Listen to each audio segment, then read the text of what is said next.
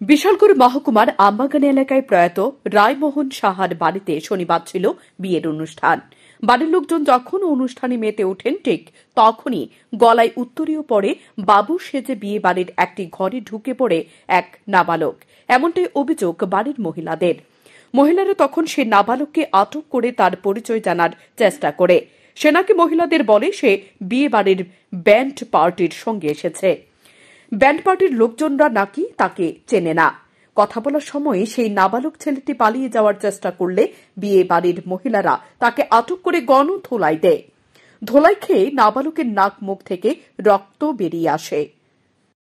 তারা করে ঢুকছে কইতে পারি না। প্রথম তো এখান দিয়ে ভিক্ষা তারা করে গেছে। তারা করতে গিয়ে বাইরে কাকু কাকু মনে করছে, কাকু করছে পরে তখন তাই মনে করছে কাকু কেডা এইতে মনে বাইরে গেছে গিয়া সুজা। আমরা তো সবাই যার জন্য বিয়া বাড়ি তো বুঝে নই, যার জন্য ফানি গিলির ব্যস্ত হয়ে গেছি। তখনই হ্যাঁ কিটা করছে সুজা মানে ঘরে ঢুকে গেছে ঢুকছে পরে রাজাইনারা একজনে দেখছে দেখা আগে ওই কাজ করেছে তারারে কইছে আপনারা করে কেডা ঢুকছে, তাই না তো আইলে না হেরে ধরবো। এর আগেই আমি কইতেছি কেডা কেডা তো এই দৈরা লাইছি এমনি হেরে হাতে ধরছি পরে হ্যাঁ না না কিছু না আমি কাহারে ঢুকে খুঁজতাম আইছি। আমি তো কাহা কেডা, এরপরে তো আঙ্কেল কেডা মানে নানান তান কইতাছে। পরবর্তী সময় বিশালগড় থানায় খবর দেওয়া হলে বিশালগড় থানার পুলিশ ঘটনাস্থলে ছুটে এসে অভিযুক্ত সে নাবালক চোরকে নিজেদের হেফাজতে নিয়ে নেয়।